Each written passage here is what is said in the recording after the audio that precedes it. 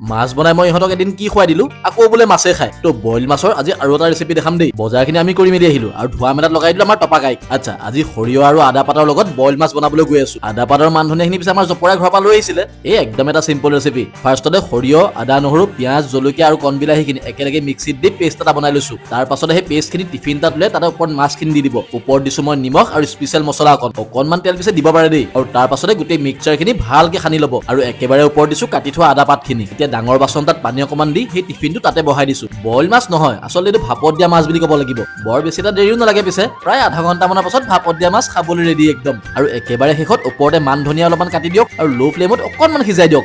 গোন্ধ যিটো মাৰিছে একদম মলমলাই গৈছে আৰু এইফালে আমাৰ ৰাইজৰ পেটত তত নাইকিয়া হৈছে এতিয়া বেক টু বেক কিন্তু মই দুটা মাছৰ ভিডিঅ' দিলো আৰু কৈ থাকিব দেই অকল গাহৰিকে দেখাই থাকে বুলি গাহৰিটো সদায় প্ৰিয় ভাই সেইটো কেতিয়াও এৰিব নোৱাৰি কিন্তু সৰিয়হ আৰু আদা পাতৰ লগত ভাপত দিয়া মাছ এইটোও কিন্তু বহুত ধুনীয়া হয় খাবলৈ বাকী যোনে যি নকওক গাহৰি সদায় মেইন দেই ৰাইজ